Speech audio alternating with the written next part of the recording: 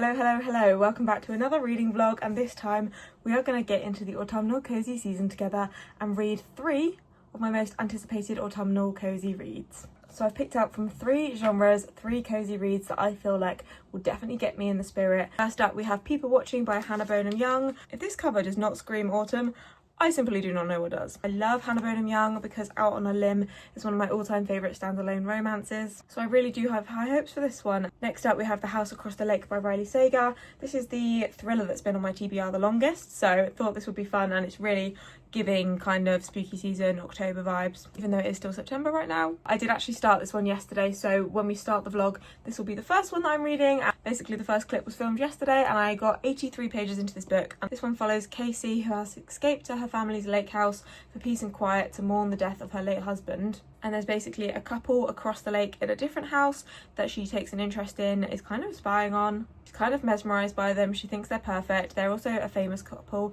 I think he is a tech billionaire and she is an ex-model. Then next up we have One Dark Window by Rachel Gillig. I am late to the hype of this book, I know that. This has been around for a little while and it's one of BookTok's favourite books. I think this one follows like tarot cards. It's following Elsbeth Spindle.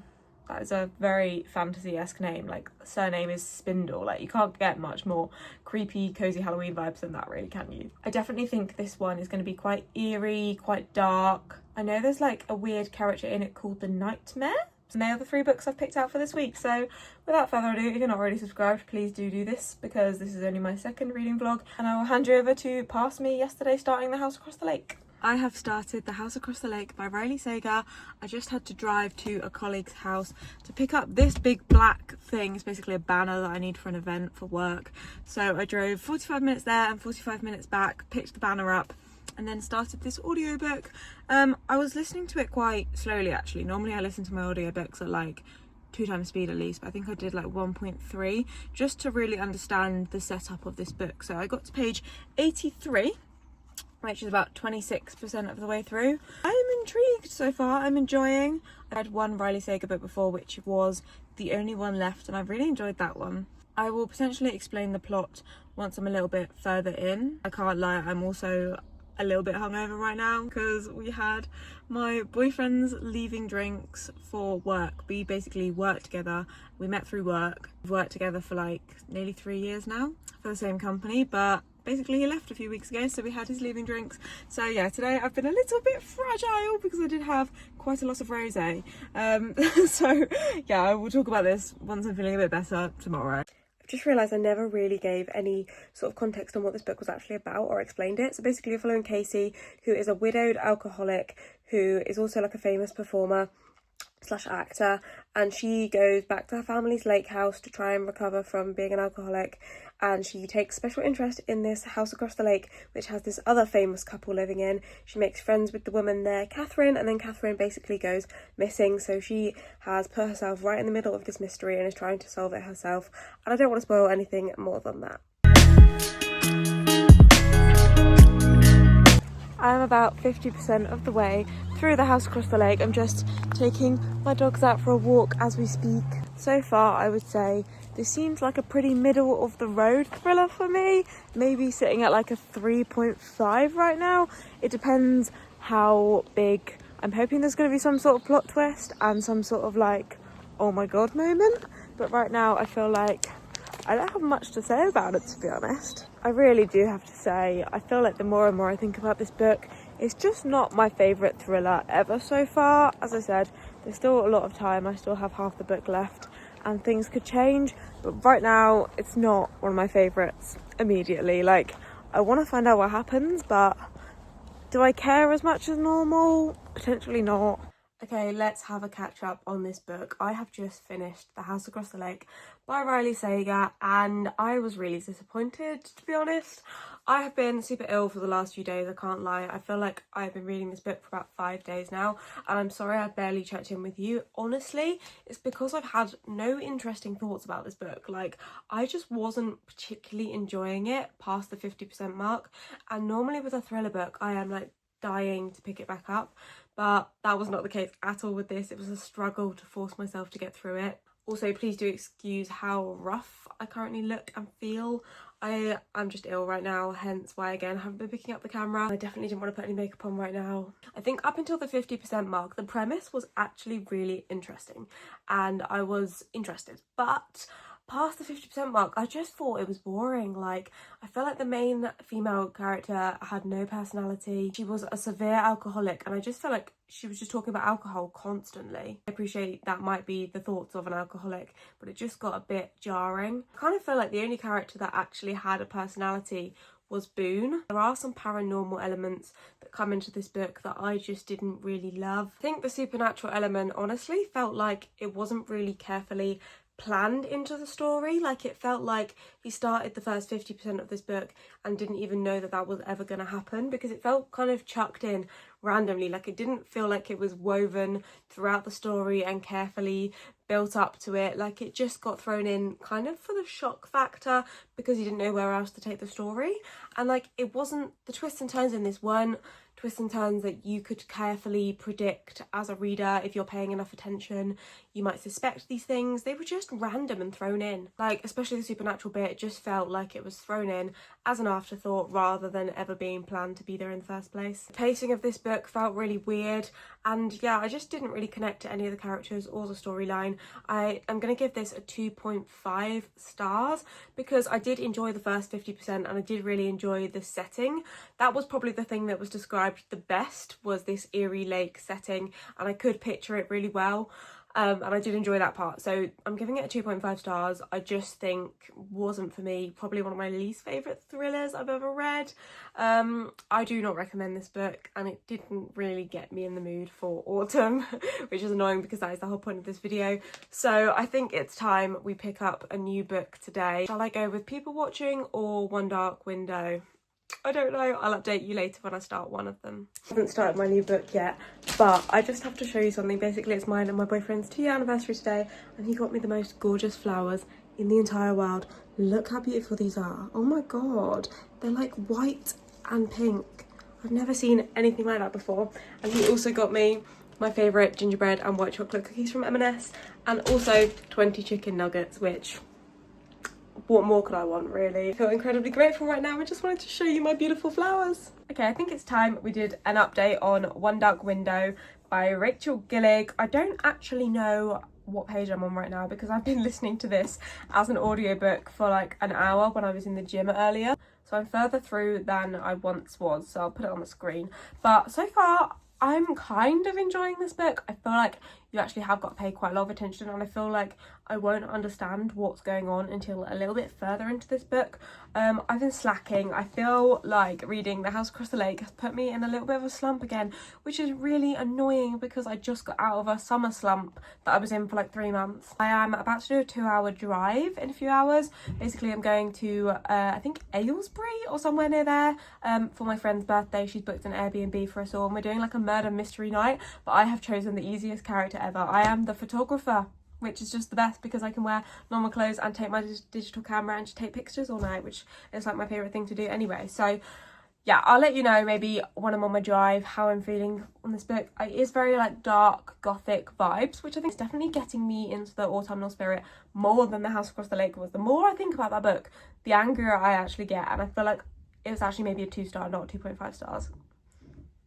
Because I really, really did not love that book. So far, I am enjoying. I'm just a bit confused, can't lie. I feel like getting into any fantasy book, especially I'm not a seasoned fantasy reader. I haven't read hundreds of fantasies. I've probably read like 12, maybe. That's a random number I've pulled out my ass. But yeah. Hello. I have half an hour left of my journey, and I feel like I'm actually a really good way into this book now. I think I'm about 40% of the way through, so I thought we could catch up. I'm definitely less confused than when we spoke earlier because I'm a bit further in and I understand the plot a little bit more, and I understand the magic system and who she is and who everyone else is, and I am enjoying. It's probably not going to be a 5-star, I can't imagine, but maybe a solid 4. I don't know, we'll see how the rest of the book goes. Obviously, one of my favourite things as a bookish girly is when I'm reading, just like predicting what I'm going to rate the book that I'm reading. I don't know why, I just find it fun the whole way through to be like, wow, this is feeling like a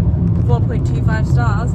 But anyway, the general gist of this book, so you've got a girl called Elsbeth Spindle, which Spindle is just such a like gothic cool name. Basically they live in this world where they have an infection, and if you catch the infection as a child you are basically gifted magical powers, but I guess the kingdom wants to keep control of these powers, so if you are known to have the infection as a child they literally burn all of the children that have the infection. But Elsbeth managed to stay out of that and didn't get found basically. Her and her family in current time have been invited to this equinox, I think it's called, basically this big royal event, and there she meets lots of new people, and I don't want to spoil anything honestly, so I'm not going to say much more than that, but her family thinks that she managed to avoid getting magical powers, but she actually has this nightmare in her head. It's called the Nightmare, and he's like not a bad character, like he's just in her thoughts constantly, which is really interesting. So that's my current understanding of it. It's seeming like there's going to be a bit of fake dating involved between I honestly don't know what he is, the captain, the prince, I'm not sure who he is at this point to be honest, but between Elsbeth and somebody this is going to have the fake dating plot, which will just be fun really, won't it? But I reckon by the time I get home tomorrow I should be on like 70%. Fingers crossed anyway, but I am excited for tonight. I'm seeing my friends and we're gonna have a lovely evening together. Hello, I am actually now on a cruise. Yeah, a bit of a change of scenery, and I'm still reading One Dark Window, but I've been in Hamburg in Germany today, which has been really fun. I've had such a fun day, but I also did a bit of shopping, and I kind of wanted to give you guys a haul if you're interested. I know you came here for the bookish content, but I thought we could do a haul. Anyway, it's like 5 pieces, so just bear with me on this. Also, the room is a mess, apologies. So the first thing I got was this little grey jumper. This is from Weekday. This was 69 euros. I don't know how much that is in pounds, but it's so fluffy inside. Like, this is just like makes me so happy. Anyway, then I actually got some New Balances. Basically I love New Balance, but I wear them to death, and my last pair have like literal holes in at this point, so I got these ones. These were, I went on like a little bit of a shopping spree today. I did spend quite a bit.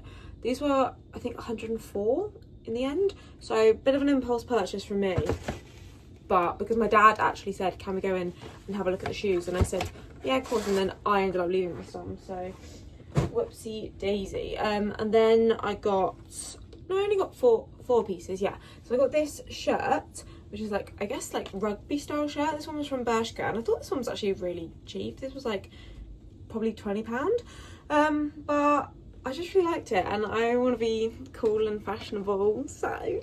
And like that was like a white skirt, would be really cute. And I got this jumper, which is just like really me. I just thought it was really fun. I really like stripes at the moment, if you can't tell.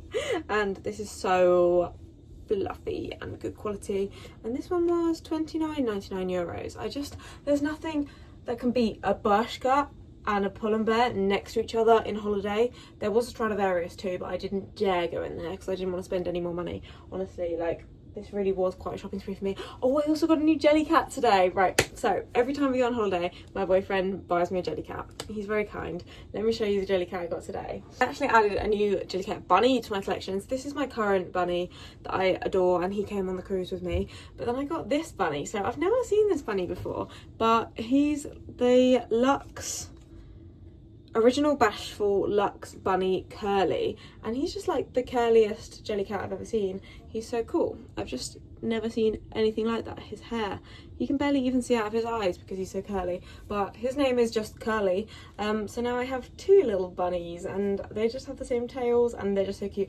And this is one of the limited edition ones, I think, because it's got a gold tag on, and so did this one, because this one was also limited edition. This is the Horoscope bunny, but yeet.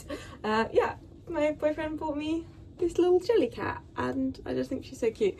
I actually need to build some shelves when I get home for my Jellycats, because I'm starting to collect quite a few. Yeet. But yeah, still am reading One Dark Window and still enjoying it, but it's just taking me a little while to get through it. I genuinely feel like The House Across the Lake has put me in a reading slump, which is not ideal, to be honest. Yeah, it's put me in a bit of a reading slump, and also I've been on a cruise for the last like 3 days, so I've been like quite busy. This is not reading autumnal books for a week anymore. This is reading autumnal books for 2 weeks, so sorry about that. Hopefully I will actually finish that book before I finish this cruise. I'm about to get changed and go to the sports bar to play some games, and also head for dinner tonight. So I need to actually get changed really quickly because I think I'm meant to be meeting them right now. So goodbye for now.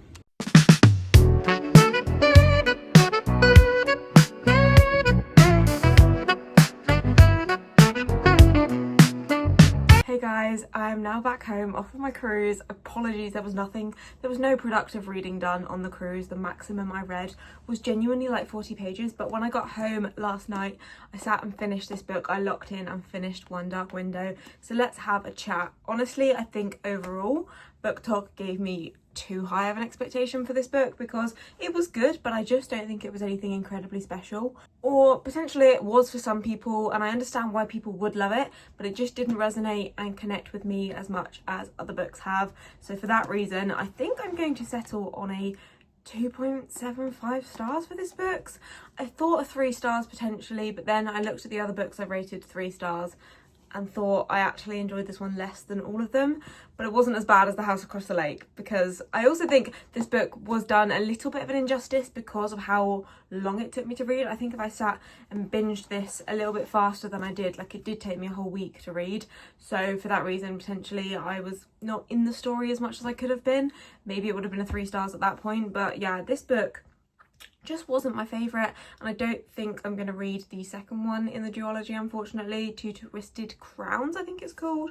This is why I'm kind of glad that I've stopped buying the whole series at once, because I just kind of like to see if I like the first book first, whereas before I would just like buy the whole series and then I'd be stuck with them. To be honest, I just felt zero emotional connection to this book and the characters in this book. I think there was a lack of character development and depth, and I think the MMC could have had a lot more personality and connection. I just didn't feel chemistry. I feel like it was a little bit insta-lovey. They didn't really have like loads of banter. Like they were kind to each other and he had a soft spot for her, but there was no like build up to that. I did actually really like the nightmare in this book, like him as a character.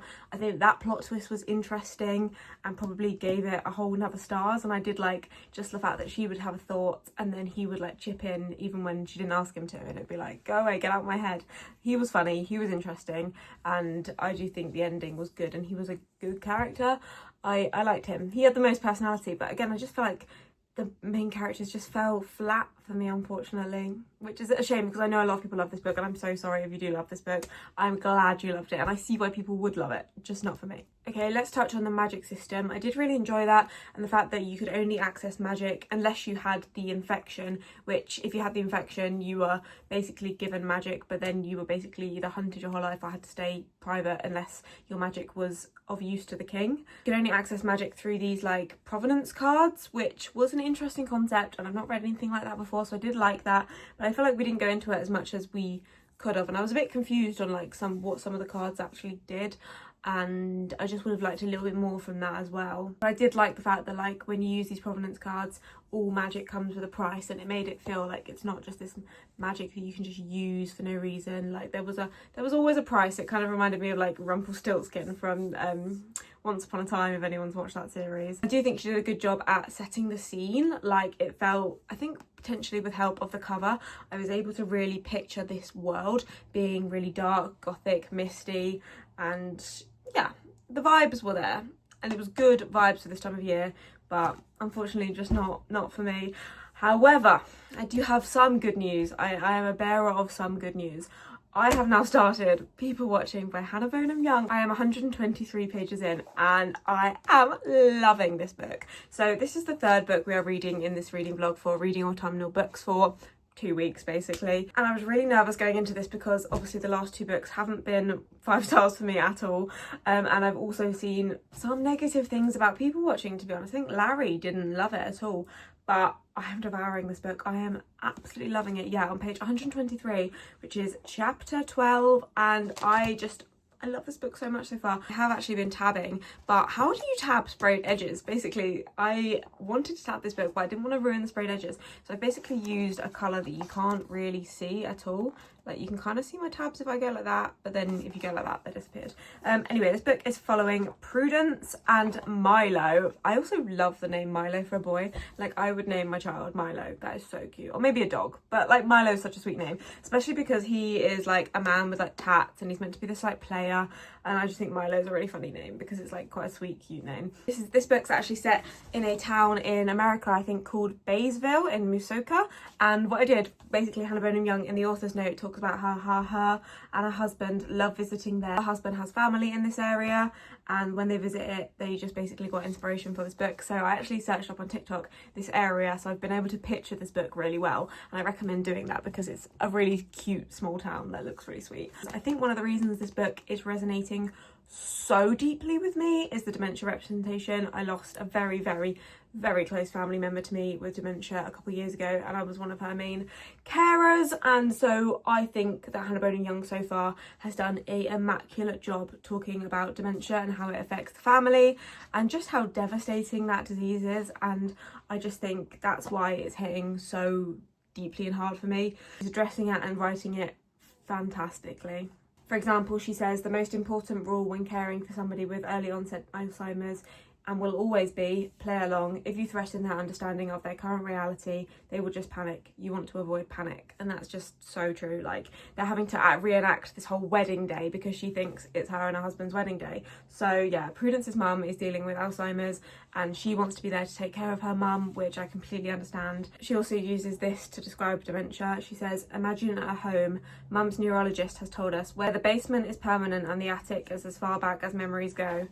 The home begins to flood from the ground up. Like with the flood, some items will be salvageable, but most things will be lost. Similarly, some memories will survive, whereas most will not. Level by level, you'll see the water rise, imperably damaging each room on its way. And it's basically talking about, because she's getting really upset because her mum thinks that she is her sister and doesn't remember that she's got a child. Remember the furthest away memories because they're at the top of the house in the attic, but you are the basement because you are the newest memories, so she's going to start forgetting that sooner. Often people with Alzheimer's forget their most recent memories first, but the long-term memory stands, which was really accurate for when I lost my nan. So personally, I'm really enjoying this book, and even with the Alzheimer's part aside, I think the banter is really funny and Milo's really funny. He is confident, he knows what he wants, and Prue is also really sweet. I think there's a bit of the trope of like the inexperienced female in here, so I'm intrigued to see how that goes because that's not my favourite, but hopefully it's done with a lot of love and care. And so far Milo has been nothing but lovely and caring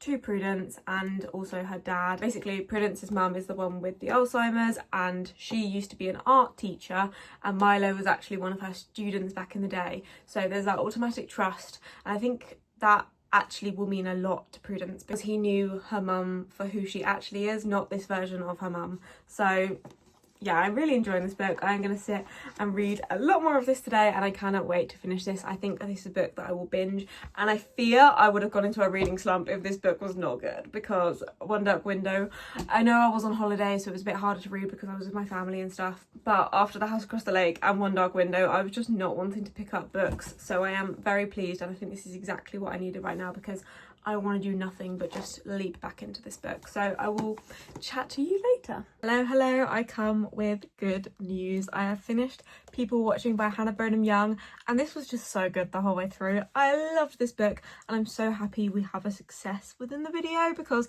the first two books were really not it for me, and this gets a 4.5 stars from me.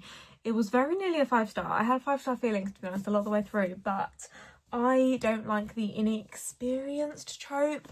It's just not for me. I just find it a little bit cringe, a little bit unrealistic, and I just don't love that trope, to be honest. It makes me feel slightly uncomfortable. I don't know why, because she was literally older than me, but yeah, this book was so incredible, guys. I am so happy I loved it. I just think that the dementia representation in this was scarily accurate, deeply real, done respectfully. And I think this book will resonate differently for everyone, but for me it was deeply personal and powerful and just so good. Prudence and Milo, I loved both of them individually but also as a couple. I think they really showed up for each other, and they both actually felt really emotionally mature, which was really nice to read about. Again, it just reminded me of the same emotional maturity as in Out on a Limb. And also Milo's family, I really loved that. The dynamic he had with his family and his siblings basically.